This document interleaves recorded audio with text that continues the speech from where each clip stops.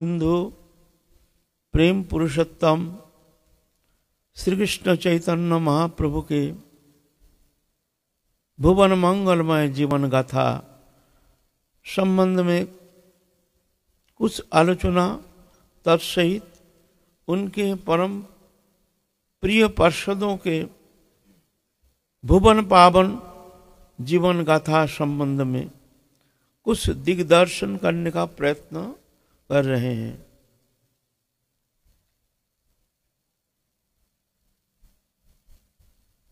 भगवान जब आते हैं, जुग जुग में आते हैं, अपने सृष्ट जीव जो है उन्हीं का ही सत्ता, लेकिन जीव भूल गए हैं जो भगवान से ही हमारा नित्य संबंध, जगत से हमारा संबंध था नहीं, है नहीं, होगा नहीं, होता नहीं, हो नहीं सकता। लेकिन माया ने ऐसे रचना किए हैं, ऐसे एक शरीर रचना किए हैं, उस शरीर में मोहित होकर के शरीर को मान लिया मैं हूं, और इस भ्रमवश अपने स्वरूप भूल करके एक शरीरधारी पुतला बन करके संसार चक्र में घूम रहा है।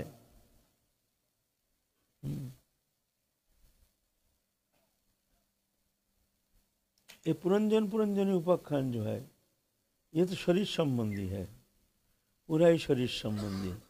पुरंजनी श्रीमद् भागवत पुराण में जो पुरंजनी उपाख्यान है, ये शरीर संबंधी। बस ये शरीर ही बंधन का मूल जड़ है। स्वरूप विस्मृति, भगवान से हमारे नित्य संबंध अविच्छेद्य, अखंड और प्रेमामय संबंध, सबसे प्रियतम, सबसे निकटतम संबंध है। लेकिन वो संबंध भुला दिया माया ने, भूल करके बस दृश्यमान जागतिक पदार्थ, इसमें ही सुख है, इसमें ही आनंद है, यही सत्य है, ऐसे भूल अभिनिवेश के कारण जीव पुनः पुनः संसार चक्र में आवर्तित हो रहा है।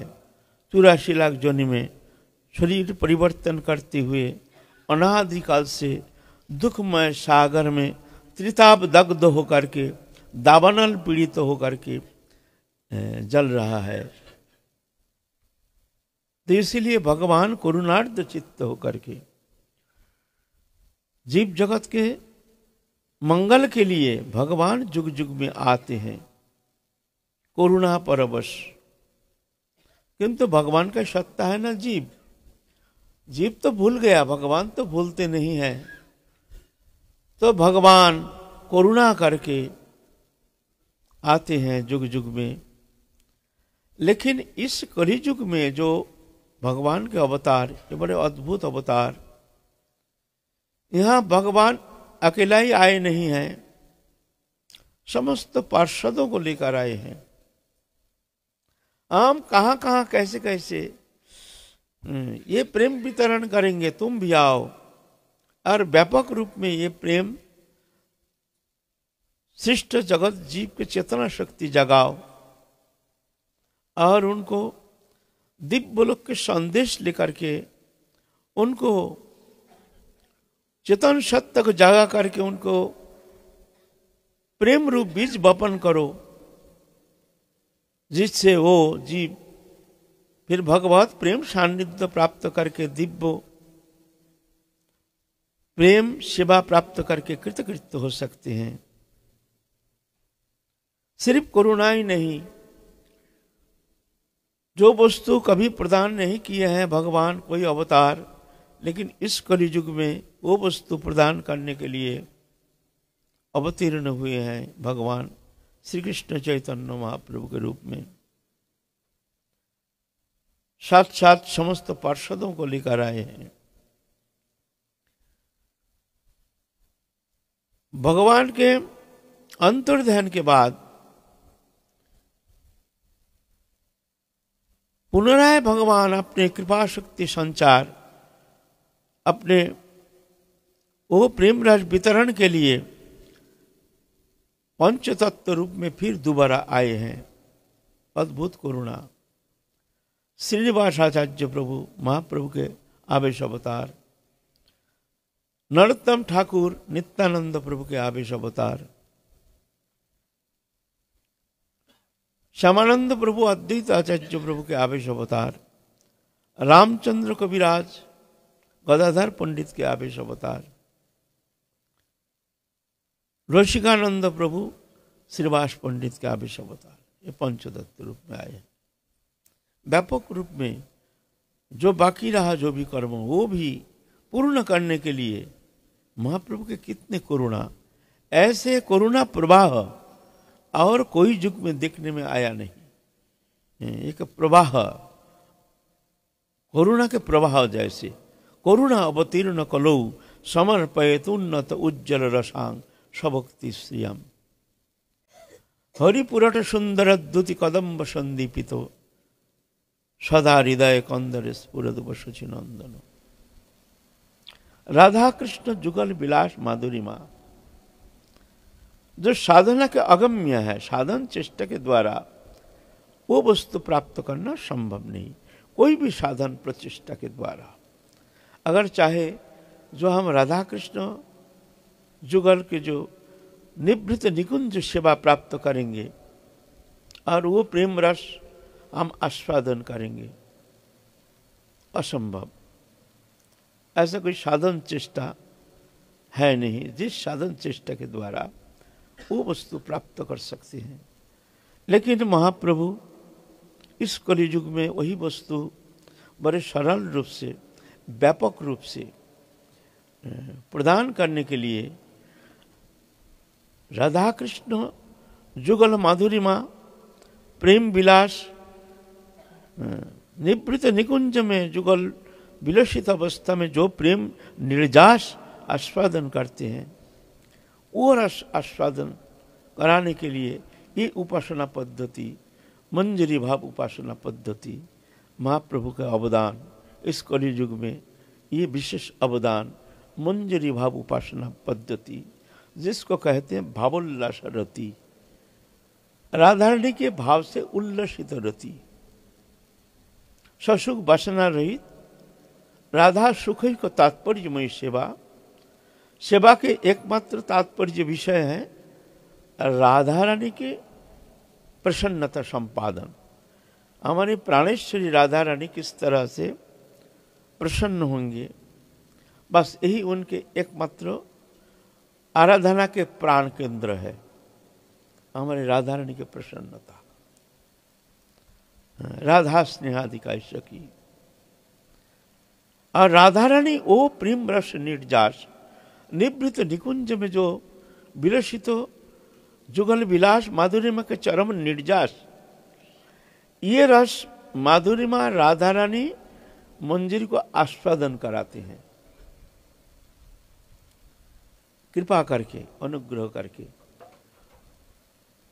যত সুখ পায় বিশ্ব ভানুর নন্দিনী, तार शतगुण सुख आस्वाद संगिनी। जितना सुख राधा रानी प्राप्त करते हैं उसके शतगुना आस्वादन कराते हैं मंजरी को। और जो सेवा है निसंकोच सेवा, निवृत्त निकुंज में जब राधा कृष्ण दोनों विहार करते हैं, हम लोग आलोचना किए हैं कुंजो निकुंजो निवृत्त निकुंजो। कुंज है बाहरी घेराबंदी जो स्थान है, निकुंज है भीतर के जहाँ भोजन लीला चौरस खेलते हैं राधा रानी, राधा कृष्ण चौरस खेलते हैं। वह अंतरंग कुछ शाखा रहते हैं। शाखा है ना, शाखा तो चार प्रकार, शाखा प्रिय शाखा, प्रिय नर्म शाखा और प्राण शाखा, चतुर्विध शाखा है कृष्ण की शाखा। और राधा रानी की सखी है पंचविधो, सखी, प्रिय सखी, प्रिय नर्म सखी, प्राण सखी, नित्य सखी। ये तो हम लोग आस्वादन किए हैं पहले, बहुत बार हम लोग आस्वादन कर चुके हैं। लेकिन ये जो कुंज है, मान लीजिए ये बाउंड्री घेरा हुआ ये जो है आप लोग सब बैठे हैं ऐसे ही कुंज, यहाँ सब कोई प्रवेश कर सकते हैं, सभी के, कोई भी आ जाए।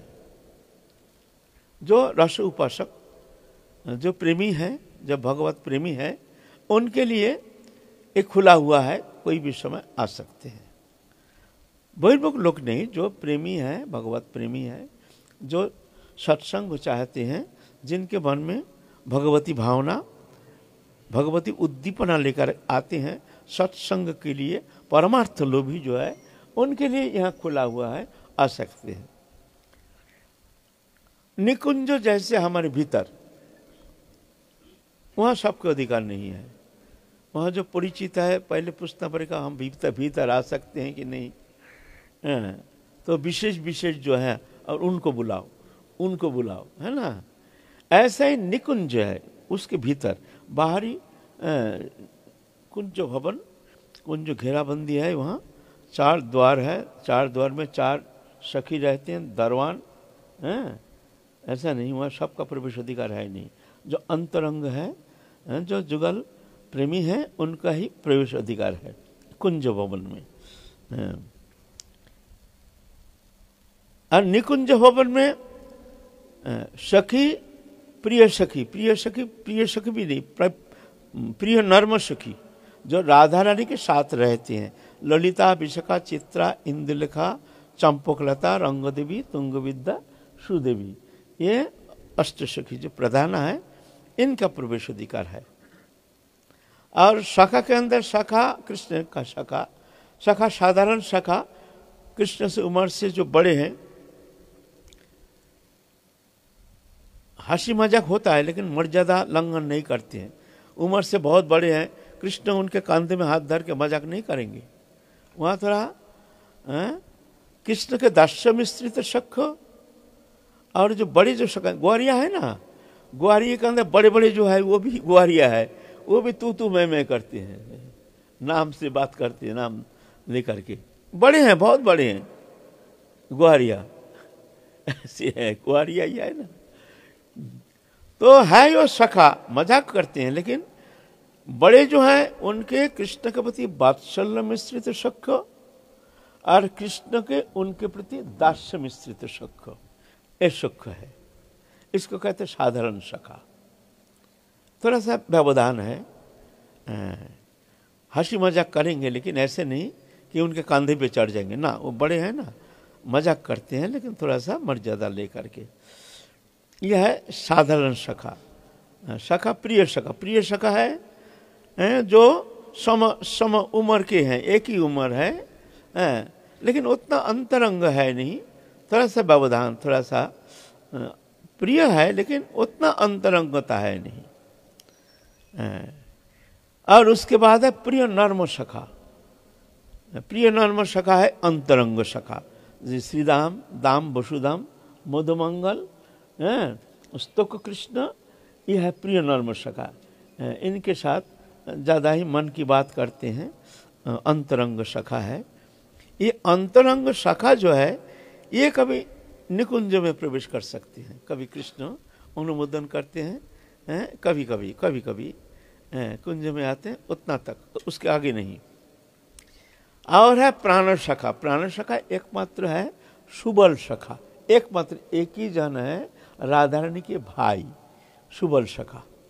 सुबल देखने में राधा रानी का जैसे ही है। अगर श्रृंगार करते हैं ना, स्त्री स्वरूप अगर उनको धारण कराया जाता है तो पहचान में आता नहीं कि राधा रानी है कि और कोई है, जैसे साक्षात राधा रानी है। लीला में उनकी बहुत सारी भूमिका है। सुबल सखा, इस सुबल सखा जो है, इनके साथ कृष्ण के एकदम निबिड़ अंतरंग भाव, जो पत्रवाहक आदि जो दूतों माने उनको जो क्रिया है, जो उनके संवाद आदान प्रदान, ये सब विषय में वही सुबल सखा ही प्रधान है। मन की अंतरंग बात कहती हैं, ये सुबल सखा।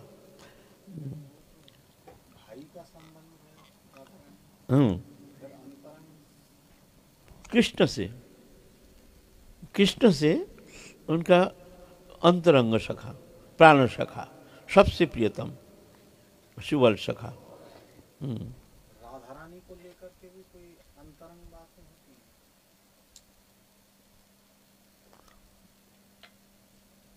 जा कुछ आलोचना नहीं करेंगे अभी। जो कह रहे हैं शास्त्र, जो कहे हैं रस शास्त्र में, उस विषय हम आलोचना करेंगे, है ना। तो कृष्ण तो ये तो प्रेम स्वरूप है ना, ये तो राधा कृष्ण तो अलग नहीं है, एक ही है, एक ही है। रसराज महाभाव, भगवत्ता के दोनों प्रकार। जैसे एक चाना है, चाना है, छिलका उतारो उसमें 2 दाना निकलेगा। ऐसे ही भगवान एक है, जब भगवत्ता है तो एक है, शक्ति शक्तिमान दोनों का मिलन भूमि भगवत्ता। लेकिन जब लीला में 2 स्वरूप धारण करते हैं, एक भगवान, एक शक्ति, एक शक्तिमान, अभिन्न है। अग्नि, अग्नि के दाही का शक्ति जैसे अभिन्न है, ऐसे भगवान और उनके शक्ति अभिन्न है। शक्ति के त्रिविध प्रकाश, स्वरूप शक्ति, जीव शक्ति, माया शक्ति, ये त्रिविध प्रकाश शक्ति का, ये अंतरंग शक्ति जो है वो स्वरूप शक्ति। स्वरूप शक्ति का त्रिविध प्रकाश सत चित आनंद, संदिनी संबित आह्लादिनी, ये 3 शक्ति है जो अंतरंग शक्ति, स्वरूप शक्ति, चित शक्ति, इनको चित शक्ति भी कहते हैं। और जीव शक्ति तटस्थ शक्ति, ये जीव जगत जो है ये तटस्थ शक्ति, ये तटस्थ शक्ति का प्रकाश। और बहिरंग है माया शक्ति, जो माया के द्वारा समस्त जगत को भुला करके रखे हैं, जो समस्त भगवत स्वरूप भुला करके एक शरीरधारी बना करके संसार चक्र में घुमा रहे हैं, यह है माया, बहिरंगा माया शक्ति। यह माया शक्ति के चीज जगत में प्रवेश अधिकार है नहीं, है ना। तो ऐसे हैं निभृत निकुंज लीला ये। और जो सखी है, सखी भी ऐसे पंचविधा हम लोग आलोचना किया है पहले बहुत बार, फिर भी थोड़ा सा हम लोग भूल जाते हैं, कभी कभी पुराना पाठ कभी कभी रिवाइज देते हैं, भूल जाते हैं ना। कौन सखी कैसे है? सखी साधारण सखी पंचविधा, साधारण सखी जो कृष्ण स्नेहाधिका, कृष्ण में ज्यादा प्रेम रखते हैं, राधा रानी में उतना प्रेम नहीं, कृष्ण से ही प्रेम है वहाँ। ये रस उपकरण, एक एक सखी लीला जो है कृष्ण से जितना शाखा आदि, जितना दिव्य धाम में जो भी लीला पुरुष जो है सब कृष्ण से प्रकट किए हैं कृष्ण, और जितने स्त्रियां हैं सब राधा रानी के ही सब प्रकाश है। वहाँ दूसरा कोई शक्ति का वहाँ प्रवेश अधिकार है नहीं, प्रवेश है नहीं। ना समझ के कारण हम लोग नाना प्रकार तर्क वितर्क करते हैं। वो तो लीला, लीला माने नाटक, नाटक करने के लिए जैसे बहुत सारे कैरेक्टर चाहिए तब जाके एक सुंदर नाटक होता है। एक नाटक में सब साधु, निर्दोष साधु, वो कभी नाटक हो ही नहीं सकता, वो नाटक कोई देखेगा नहीं, ना उसमें कोई रस हो सकता है। उसमें नाना प्रकार चरित्र रहता है, कोई विलेन रहता है, कोई दुष्ट रहता है, कोई साधु रहता है, कोई चोर रहता है, नाना प्रकार संमिश्रण के द्वारा एक सुंदर नाटक रचना किया जाता है, तब वो नाटक फिर जाके अच्छा लगता है। कॉमेडियन रहता है। क्या लीला में प्रवेश ना रहने के कारण कुछ श्रृंगार रस में, माधुर्य रस में कुछ ऐसी भी लीलाएं हैं जो लीला में जिनका प्रवेश नहीं है, उस स्थिति में नहीं है, उनके सामने वो लीला व्यक्त नहीं की जा सकती, ऐसा भी कुछ हो सकता ना। लीला के अंदर बहुत सारी लीला है, लीला तो एक दो लीला नहीं है, लीला के अनंत धारा। कुछ लीला है जिस लीला जो प्रकट नहीं करना चाहिए, सबके सामने व्यक्त नहीं करना चाहिए, ये अपराध है। जैसे निवृत्त निकुंज में जो राधा कृष्ण जुगल रह लीला दी, ये प्रकाश करने के, व्याख्या करने के विषय नहीं है, बस इतना ही सुन लेते हैं। क्योंकि वो निकुंज लीला में वो प्रवेश के लिए पुरुष अभिमान सर्वत रूप में उनको वर्जित होना चाहिए। जब तक पुरुष अभिमान है तब तक वो निवृत्त निकुंज लीला विलास माधुरिमा वो चिंतन करना वहाँ उनका अधिकार है नहीं, क्योंकि पुरुष अभिमान रहने के कारण वो विकारित हो सकता है, उसमें अपराध हो जाएगा। वहाँ तो एकमात्र पुरुष कृष्ण और सब प्रकृति है, और सब प्रकृति। हमारी उपासना जो है पुरुष अभिमान लेकर तो ये उपासना चलेगा नहीं ना। मंजरी भाव उपासना, जो हम पुरुष है तो मंजरी भाव हम कैसे सिद्ध हो सकता है? वास्तव में जीव तत्व, ये जीव जो है सब प्रकृति है, कोई पुरुष नहीं है। शरीर का भेद है, स्त्री पुरुष ये शरीर का भेद है। अभी विज्ञान तो इतना आगे निकल गया है, स्त्री को पुरुष बना देते हैं, पुरुष को स्त्री बना देते हैं। हार्मोन का चेंज है, आत्मा का चेंज नहीं है। या आत्मा मर करके कभी पुरुष होता है तो कभी स्त्री बनती है। लेकिन ये जो स्त्री पुरुष शरीर है वो दिव्य जगत में ऐसा नहीं, वहाँ शक्ति है, शक्ति। तो जीव चैतन्य सत्ता सभी प्रकृति है, पुरुष नहीं है। हम पुरुष नहीं है यहाँ कोई, शास्त्र कहते हैं, हम नहीं कहते। अपरय मितस्तन्यं प्रकृति विद्धि में परम जीवभूतं महाबाहो जयदंग धार्यत जगत। हे अर्जुन, मेरा एक चेतन रूपा परा प्रकृति है, परा प्रकृति, गीता में देखिएगा। और जड़ रूपा अपरा प्रकृति, दो प्रकृति। जड़ रूपा, जड़ किसको कहते हैं? जो नाम रूपात्मक जो वस्तु है उसको जड़ कहा जाता है, जिसका नाम है और रूप है उसको जड़ कहा जाता है। चेतन किसको कहा जाता है? न क्रिया के द्वारा पहचान, उसको नाम रूप रहित, वो क्रिया, सिर्फ क्रिया से पहचान होता है, ये चेतन है। शरीर हिल रहा, डुल रहा, हार्ट बीट पल्स बीट है तो चेतन है, हम जानते हैं अब चेतन है, ये इसका पहचान है। जब मर जाता है तो हार्ट बीट पल्स बीट बंद, ओ अब ये तो मर गया। तो क्रिया के द्वारा पहचान चेतन सत्ता, और रूप के द्वारा नाम रूपात्मक जड़ वस्तु, दोनों का मिलकर के जड़ दोनों मिलकर के हो गया जीवात्मा। जीव रूपी आत्मा है, आत्मा बन गया जीव, दोनों मिलके हो गया जीवात्मा। तो ये तटस्थ शक्ति है, वास्तव में हम पुरुष नहीं है। इसीलिए ऐसे जो राधा कृष्ण जुगल विलास माधुरिमा, जो हमारी मंजूरी स्वरूप उपासना पद्धति, जो रस उपासक, रस उपासना, यहाँ इसमें कोई ये नहीं लग, माने ऐसा नहीं, कोई संकीर्णता संकोच होने का कोई कारण नहीं है, है ना। ये उपासना जब तक पुरुष अभिमान प्रबल रहता है, स्त्री पुरुष अभिमान, तब तक निवृत्त निकुंज में रहो लीला आदि चिंतन करना उनका अधिकार नहीं है। प्रवेश करो वहां तक, चिंतन करो वहां तक जहां तक तुम्हारा निर्विकार रहते हो, अच्छा लगता है, मन शांत रहता है, और चिंतन में मन संलग्न करके भगवत चिंतन में तल्लीनता तन्मयता, तब तक चिंतन करो, आगे चलो। फिर जहाँ देखो वहाँ विकार होने का संभावना, वहाँ विकारग्रस्त हो सकते हैं ना, कारण प्राकृतवत ना, प्राकृत है नहीं, होता है अप्राकृतो। लेकिन प्राकृत साम्य, समता, प्राकृत जैसे समता, जैसे संसार धर्मी जो है, हम लोग एक जड़ शरीर है, शरीर से संबंधित है, शरीर अलग आत्मा अलग। यहाँ से जो भी भोग सुख हमारा है, भोग करते हैं, वो शरीर संबंधी है। लेकिन वहाँ ऐसे नहीं है, वहाँ शरीर आत्मा अलग नहीं है। राधा कृष्ण जो है वो अलग नहीं, शरीर आत्मा अलग नहीं है, वो आत्मा से आत्मा का मिलन। लेकिन देखने में लगता है जैसे प्राकृतो, इसलिए प्राकृत साम्य के कारण वो हम लोग प्राकृत कभी बुद्धि कर लेते हैं, लेकिन वहाँ ऐसा नहीं है। वहाँ प्राकृतो पंचभौतिक शरीरधारी जो भोगोन्मुखी वृत्ति लेकर के संसार चक्र में घूम रहे हैं जो जीव जगत, वह ऐसा नहीं है। वहाँ शरीर संबंध है ही नहीं, शरीर और एक ही वस्तु है, आत्मा शरीर एक ही है। वहाँ वो कैसे है? वो अचिंत्य है, वो कृपा साध्य है, अनुभव वेद्य है, वो लीला, वो लीला रस, वो मिलन, जुगल मिलन। इसलिए सबके लिए सब अधिकार है नहीं, जहाँ तक तुम्हारे अधिकार है तहाँ तक तुम चिंता करो, है ना।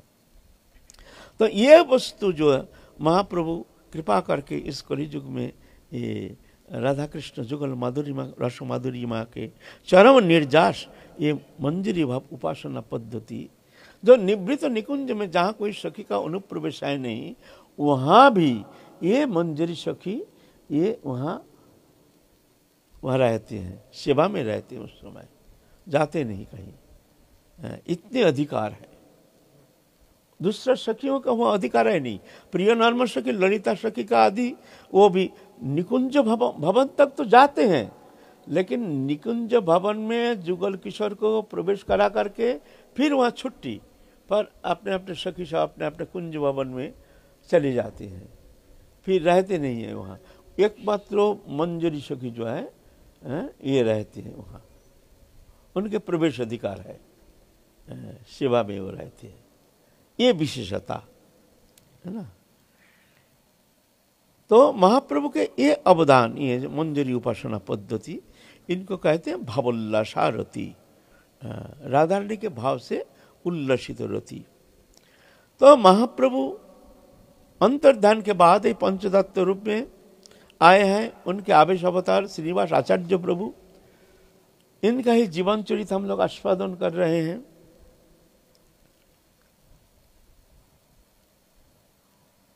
जन्म के बाद महाप्रभु दर्शन से वंचित रह गए, तीव्र व्याकुलता लेकर के आए हैं।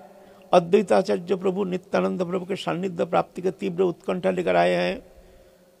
खबर मिला इन लोग भी चले गए, बहुत दुखी होकर के अब क्या करें, अब शरीर त्यागने के लिए तैयार हो गए।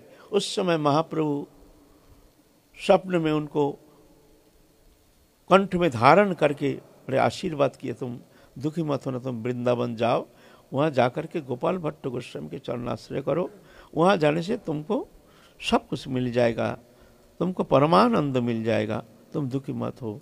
तो उनके आदेश प्राप्त करके, नित्यानंद प्रभु के आदेश, अद्वैताचार्य प्रभु के आदेश प्राप्त करके वृंदावन बहुत कष्ट स्वीकार करके वृंदावन आए हैं। वृंदावन आकर के विश्राम घाट में वहाँ थोड़ा स्नान करके थोड़ा शांत होने के लिए थोड़ा सा स्नान किए हैं, लेकिन वहाँ आके खबर मिला जो रूप सनातन नित्य धाम चले गए। फिर वही तीव्र व्याकुलता, यहाँ आके भी वही भी रहा।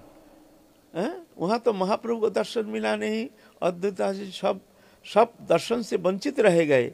ये जीवन और रखेंगे नहीं, या वृंदावन में शरीर को समाप्त कर देंगे। तीव्र व्याकुलता, छाती पटक पटक रो रहे हैं। फिर अचेत हो गए एकदम रोते रोते।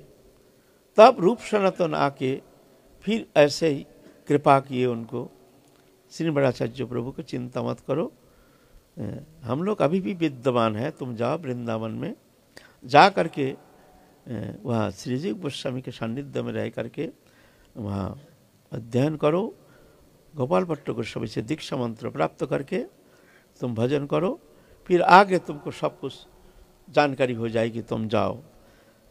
फिर रूप सनातन का आदेश प्राप्त करके चले आए हैं वृंदावन। वृंदावन गोविंद मंदिर में आकर के पहले से स्वप्नादेश किया है दिव्य गोस्वामी को, महाप्रभु जो हमारे भक्तों, हमारे प्रेम स्वरूप, ऐसे हमारे प्रेमी भक्त आ रहे हैं, तुम उनको देखभाल करना। उत्कंठा लेके आए हैं, ऐसा कौन प्रेमी भक्त हो जो देखते ही एकदम हृदय गदगद होगा, समझ गए हैं। चेहरा भी ऐसे ही दिव्य स्वरूप, ऐसे ही स्वर्णकांति स्वरूप, घुंघराले केश, इतने सुंदर दिव्य दर्शन मात्र ही चित्त को आकर्षण करने में समर्थ है। ऐसे तो भगवती तनु, मेरे ऐसे दिव्य सुंदर, अनिंद सुंदर, उन्नत वक्षस्थल, अजानुलंबित भुजो, घुंघराली केश, आकर्ण नेत्र, इतने सुंदर जा करके छाती में भर लिए हैं। क्या तुम्हारे नाम श्रीनिवास? तो श्रीनिवास आचार्य प्रभु भी समझ गए ये श्रीजीव गोस्वामी होंगे। बोलते आप कौन हैं? आपके हमारे प्रभु श्रीजीव गोस्वामी पाद प्रभु हैं आप? हाँ मैं तो यही हूँ। फिर उनके चरण पकड़ के बड़े रोए। बोलते रो मत, छाती में भर के ले गए अपने घर। फिर जाके दूसरा दिन ले आए हैं गोपाल भट्ट गोस्वामी के पास। गोपाल भट्ट गोस्वामी के पास ले आकर के उनके चरण सान्निध्य में जब आए, गोपाल भट्ट गोस्वामी के महाप्रभु पूर्व संकेत दिए हैं, स्वप्नादेश किए हैं, जो ऐसे हमारे भक्त हो, हमारी प्रेम का ही स्वरूप है। श्रीनिवास आने से उनको दीक्षा मंत्र देकर उनका जीवन धन्य कर देना, कृतार्थ कर देना। तो बड़े प्रसन्न हुए। एक अच्छा शिष्य, बड़े विनम्र सद्गुण अलंकृत, समस्त दिव्य गुण से अलंकृत ऐसे अगर शिष्य मिल जाते हैं ना, तो गुरु का आनंद का ठिकाना रहता नहीं है। एक शिष्य तो मिल जाता है, हम जैसे शिष्य तो बहुत मिल जाता है, लेकिन ऐसा नहीं है। जो ऐसे ही शुद्ध विशुद्ध हृदय, जो भक्ति भावनामय, जिनके भीतर समस्त कषाय वर्जित ऐसे प्रेमाश्रु धारा बहती है, ऐसे प्रेम पूर्ण जो ऐसे भावनामय, जो कृष्ण भावनामय हृदय, ऐसे शिष्य। गोपाल भट्ट गोस्वामी बड़े आदर के साथ दूसरा दिन ही उनको दीक्षा मंत्र प्रदान किए, दीक्षा मंत्र प्रदान किए, समस्त उपदेश किए हैं, इस तरह से भजन करो। तो गुरु सेवा में रह करके और जीव गोस्वामी पाद की शरण में रह करके समस्त शास्त्र अध्ययन किए, श्रीमद् भागवत पुराण आदि समस्त शास्त्र अध्ययन करके परिपक्व दशा प्राप्त की है। फिर नरोत्तम ठाकुर भी आए, श्यामानंद प्रभु आए, बड़े आनंद के बाजार, आनंद का हाट मिल गया है। इतने सब प्रेमी भक्त पा करके भक्त संग, भक्त जो प्रेमी भक्त के संग मिलना, ये भगवत प्राप्ति का जैसे ही आनंद, ऐसे सच्चा प्रेमी भक्त, सच्चा जो ऐसे भावनामय, कृष्ण भावनामय ऐसे भक्त मिल जाता है, उनके सान्निध्य से अपार आनंद मिलता है ना। तो बड़े आनंद से विद्या अध्ययन कर रहे हैं, वहाँ समस्त शास्त्र अध्ययन कर रहे हैं, और शास्त्र में इतने पारंगम हो गए हैं। जो श्रीजीव गोस्वामी पाद कई बार उनको परीक्षण के लिए कई प्रश्न किए हैं, और इतना सुंदर सुचारू रूप में उसका समाधान देते हैं, देख करके बड़े आश्चर्यचकित हो गए। जो ये तरुण युवक देखो, इतना अल्प उम्र में देखो कहाँ तक प्रवेश कर गए हैं। तो सब आचार्य जो है, गोपाल भट्ट गोस्वामी, लोकनाथ गोस्वामी और सब गोस्वामीगण मिल करके उनको आचार्य पदवी दिए हैं। श्रीनिवास आचार्य, आचार्य पदवी दिए हैं। इतनी विद्वत्ता। और नरोत्तम ठाकुर को पदवी दिए हैं ठाकुर महाशय, दोनों पदवी। फिर जाकर के वहाँ तो 84 कोष ब्रजमंडल, द्वादश वन परिक्रमा किए, सब मिल करके राघव पंडित और नरोत्तम ठाकुर, श्रीनिवास आचार्य प्रभु मिल करके परिक्रमा कर करके फिर जाकर आप आदेश किया है महाप्रभु जो ग्रंथ भंडार, जो लक्षाधिक ग्रंथ रचना किए हैं, इतने सब अद्भुत दिव्य लीला के संदेश, जो कि भौमलोक में ये वस्तु कभी प्राप्त करना कदापि संभव नहीं है, क्योंकि नित्य लोक के ये संदेश वाहक है, ये तो हमारे भौमलोक के हैं नहीं। तो संवाद तो वही दे सकते हैं जो जहाँ उनके प्रवेश अधिकार है।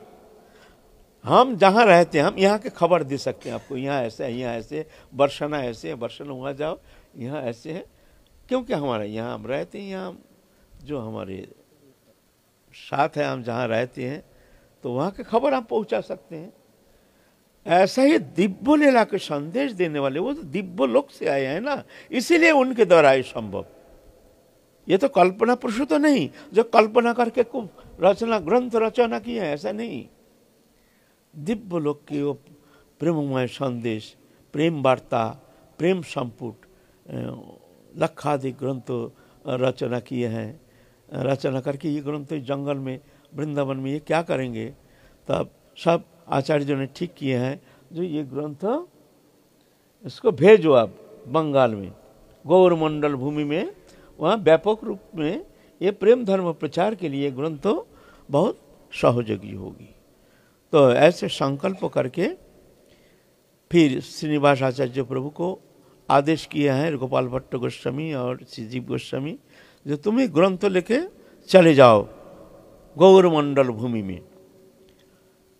नरोत्तम ठाकुर और श्यामानंद प्रभु तीनों को आदेश किए हैं तुम लोग चले जाओ, क्योंकि तुम्हारे द्वारा तुम लोग आए हो जगत मंगल के लिए। तुम लोग यहाँ वृंदावनी उपासना, वृंदावन रस में रस भावनामय होकर के वृंदावनी आनंद लीला रस में डूबे रहोगे, इसलिए तुम लोग आए नहीं हो। तुम लोग आए हो जगत मंगल के लिए, जगत को उद्धार के लिए आए हो, इसलिए तुम्हारे लिए बहुत कर्म बाकी है, तुम लोग को जाना पड़ेगा। अब दुखी मत हो। खूब रोदन किए कि वृंदावन छोड़ के जाना पड़ेगा। आहा, इतना सुंदर दिव्य वृंदामय भूमि, यहाँ आकर के ऐसे प्रेममय सान्निध्य, ऐसे प्रेमपूर्ण वातावरण, ऐसे स्वच्छ निर्मल प्रेममय वातावरण, जुगल विहार भूमि, राधा कृष्ण जुगल विहार भूमि, वही गिरिराज, वही जमुना, वही वृंदावन सब विद्यमान, वही ब्रजराज। ये तो भगवान चले गए हैं तो सब तो लेकर नहीं गए हैं, अभी भी वही ब्रजराज, वही गिरिराज महाराज सब विद्यमान है। तो ये वृंदावन छोड़ के कौन ऐसा जाना चाहता है कि हम चलो बाहर जाएंगे। लेकिन क्या करें, अब जगत कल्याण के लिए महाप्रभु की ऐसी इच्छा जान करके ठीक है। आप सबके पास गए हैं, विदाई लेने के लिए जाएंगे। एक बड़ा सा बाक्सा बनाए हैं, संपुट बनाए हैं बड़ा विशाल, जिसमें समस्त ग्रंथ आ जाए। चक्का लगा करके उसे गाड़ी जैसे बना दिए हैं। सामने 2 बैल लगाया गया है, जो बैल खींच के ले जाएंगे। 7-7 दर्जन ब्रजवासी अस्त्र हस्त्र लेकर के साथ चलेंगे, और 3 जन श्रीनिवास आचार्य प्रभु, श्यामानंद प्रभु और नरोत्तम ठाकुर महाशय तीनों चलेंगे। गोपाल भट्ट गोस्वामी के पास गए हैं, उनके चरण में दंडवत प्रणति निवेदन करके उनके आशीर्वाद प्राप्त किए हैं। बहुत रोदन किए हैं, जब आपको चरण छोड़ के जाना, गुरु चरण छोड़ करके जाना, कहाँ हमारे लिए ऐसे क्या कौन सा आनंद हमारे लिए इंतजार कर रहे हैं।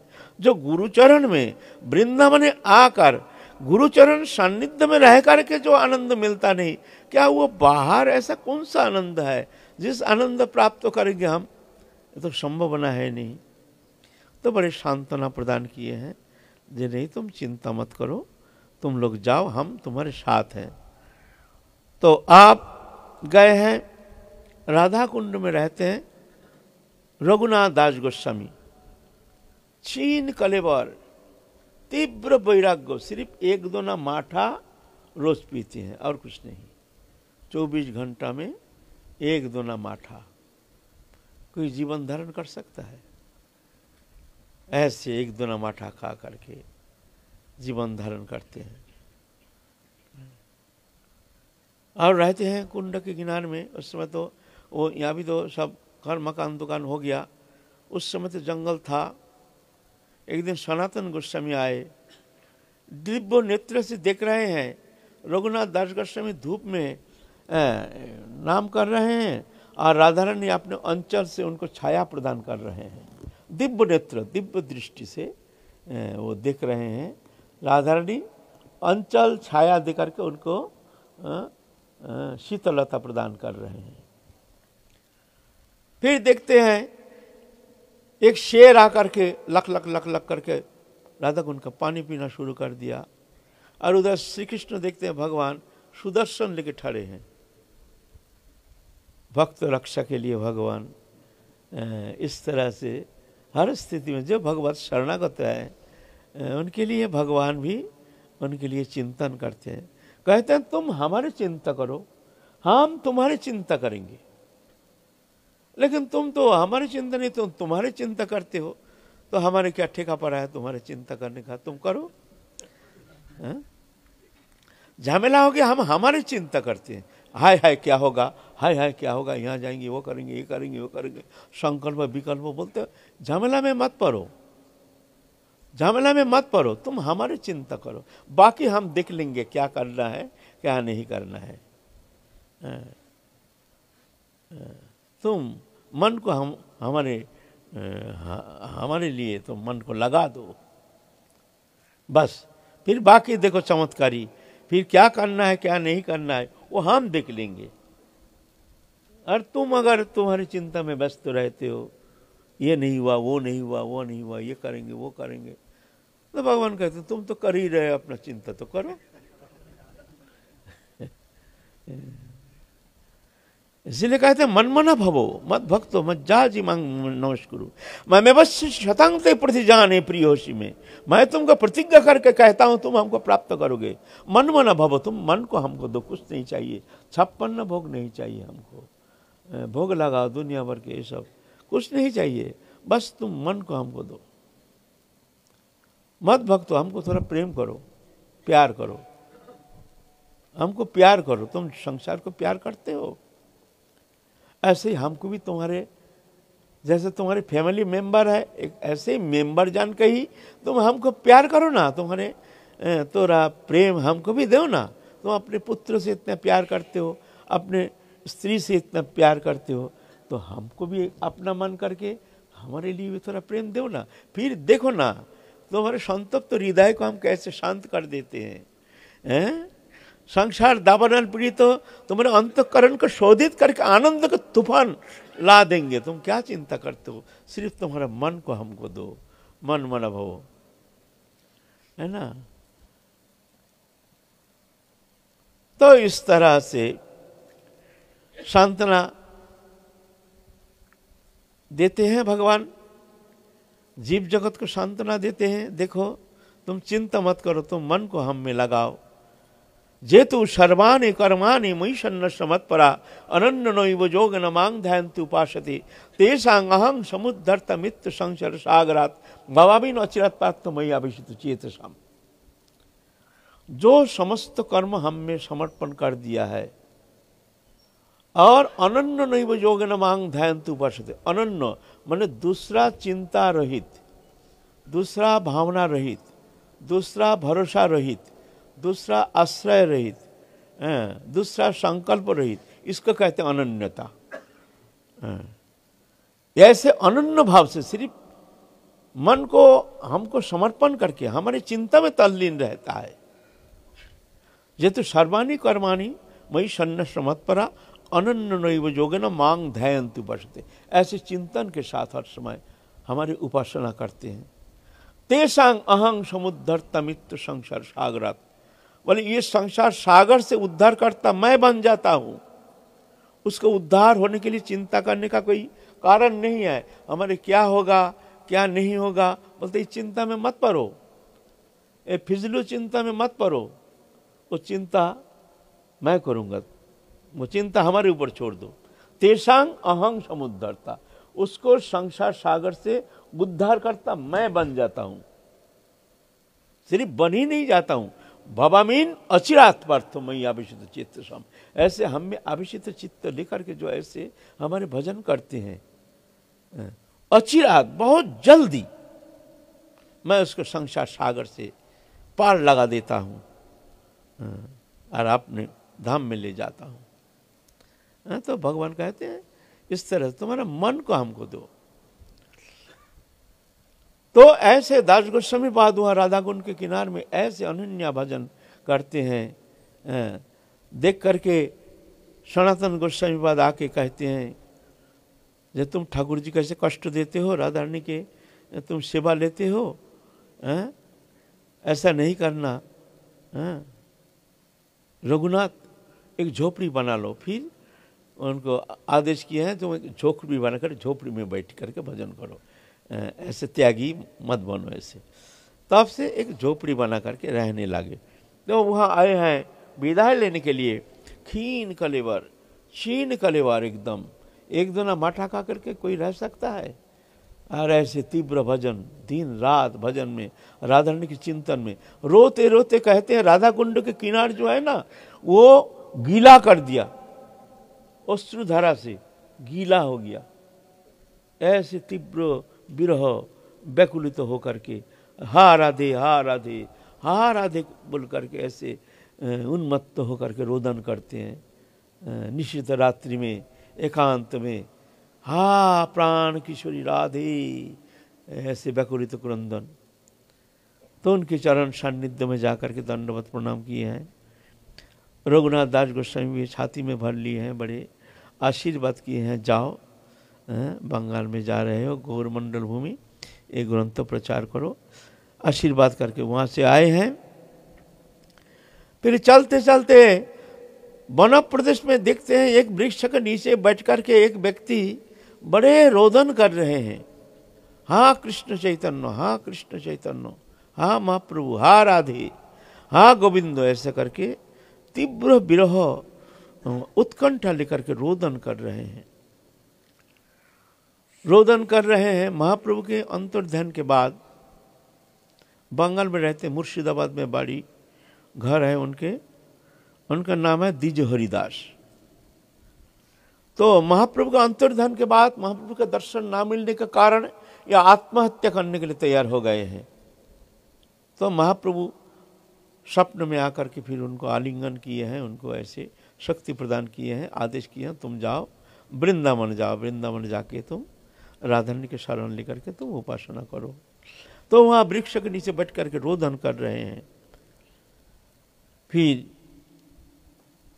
श्रीनिवास आचार्य प्रभु उनके चरण प्रांत में जाकर के उनसे कृपा भिक्षा किए हैं, आप कृपा कीजिए, हम लोग ऐसे जाना चाहते हैं ऐसे गौरमंडल भूमि में। तो महाप्रभु स्वप्नादेश किए हैं, जो वहाँ श्रीनिवास आचार्य श्रीनिवास जाएगा, हरिदास तुम श्रीनिवास से मिलना और श्रीनिवास को कहना तुम्हारे जो पुत्र हैं श्रीदास और गोकुलानंद, श्रीदास और गोकुलानंद द्विज हरिदास के दो पुत्र, वो बंगाल में रहते हैं, बोलता है उनको दीक्षा देने के लिए कह देना, और वो दीक्षा देंगे और वो मंत्र शक्ति के द्वारा उनके भीतर ऐसे कृपा शक्ति के द्वारा वो जगत का मंगल करने में समर्थ हो जाएंगे, तुम उनसे प्रार्थना करना। तो द्विज हरिदास जब पहचान गए हैं जो यही श्रीनिवास आचार्य, जो कहते हैं तुम्हारा नाम श्रीनिवास, तो महाप्रभु के ऐसे आदेश हैं, तुम जाओ बंगाल में जा कर के हमारे दो पुत्र हैं, एक श्रीदास और गोकुलानंद, इन दोनों को तुम दीक्षा मंत्र प्रदान करना। फिर वहाँ से विदाई लेकर के आए हैं ब्रजभाषी कान्हाई नाम के एक ब्राह्मण मिले हैं, कहीं जंगल में ऐसे रो रहे हैं, हा राधे करके रोते हैं दिन रात। उनके चरण सानिध्य बड़े इतने प्रेमी भक्त हो ये ब्रजवासी, चरण सानिध्य में जाकर के उनके दंडवत प्रणाम किए हैं।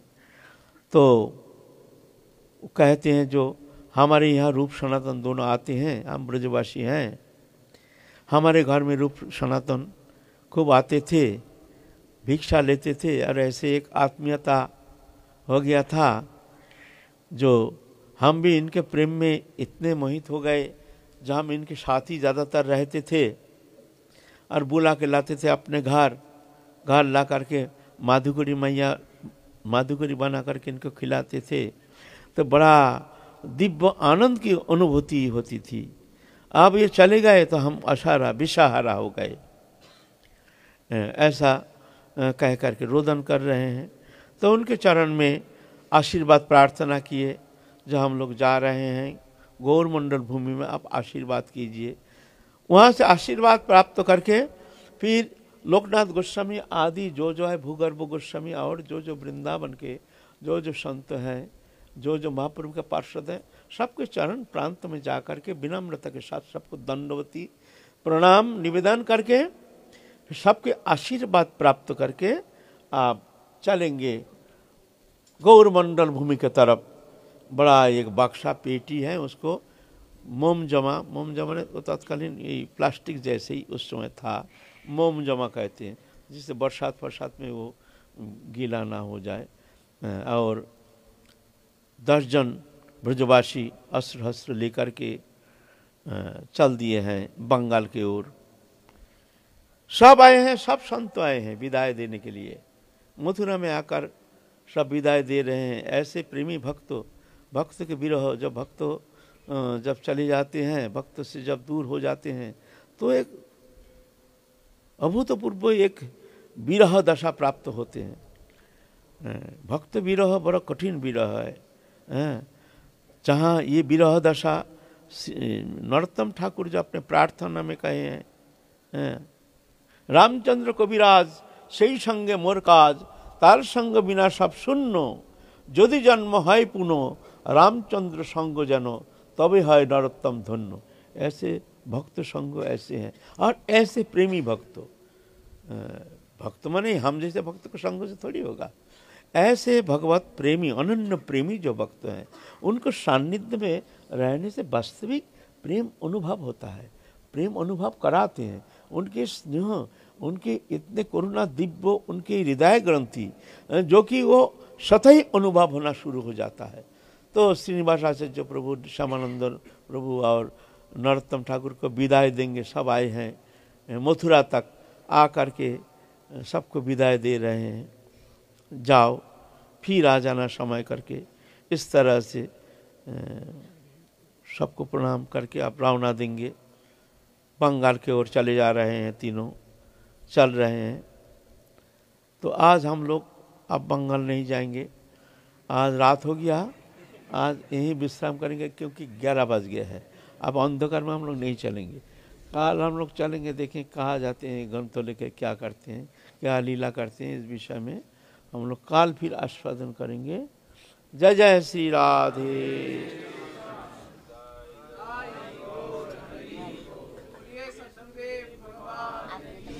भगवान भक्तों को रक्षा करते हैं, भक्तों को रक्षा करते हैं भगवान, आपने बताया। लेकिन हमने ऐसा भी सुनाई मिलता है किसी के एक्सीडेंट में, कोई संत, बहुत बड़े सिद्ध संत एक्सीडेंट में शरीर छोड़ दिया, किसी को किसी ने गोली मार दिया, वो शरीर छोड़ दिया।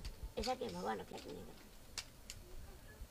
देखो, भगवान रक्षा करते हैं, आत्मा को रक्षा करते हैं, शरीर को रक्षा के लिए ऐसा बात नहीं है।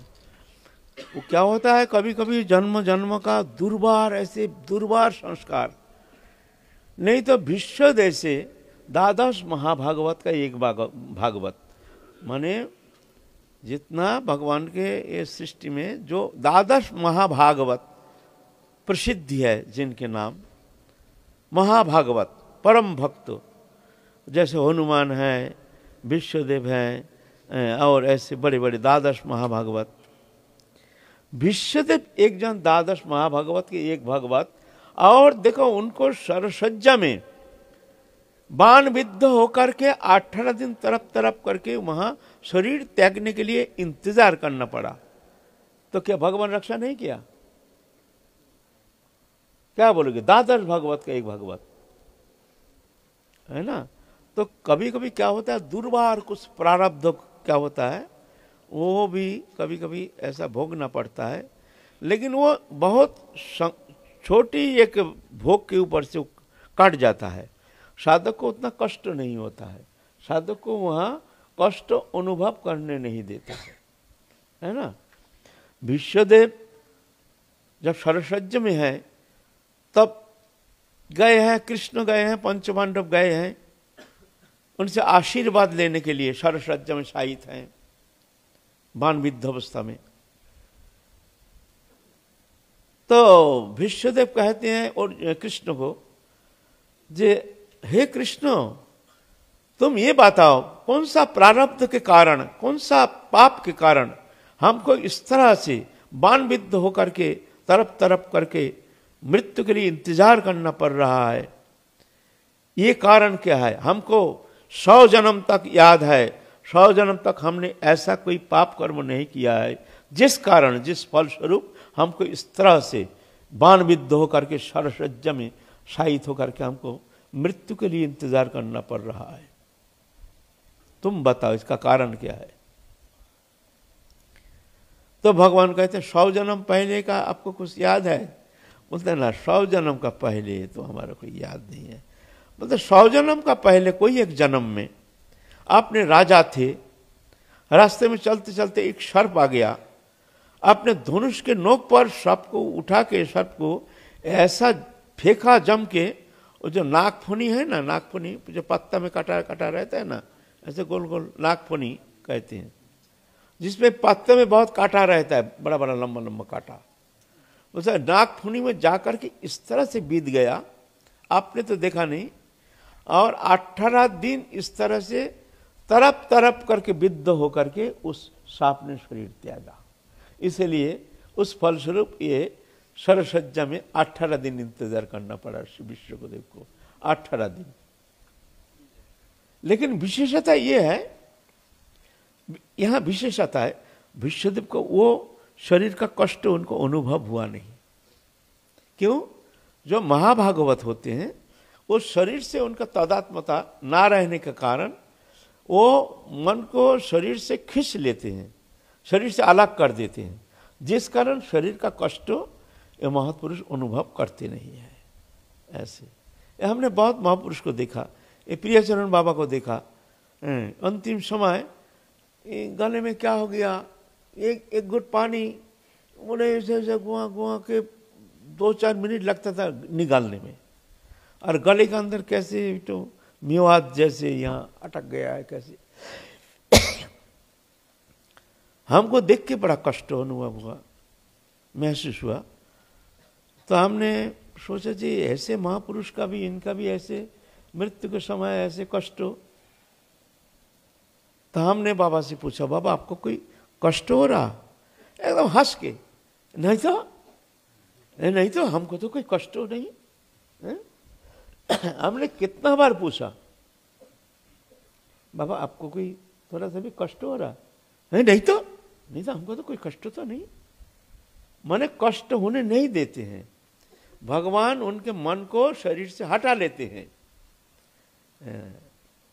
जन्म के समय भी मातृ जठर में भी वो कष्ट होने नहीं देते हैं, मन को हटा लेते हैं, भगवत चरण में लगा लेते हैं।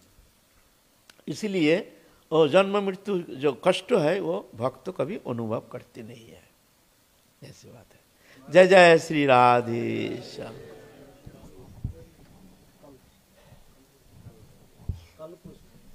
न बोलिए when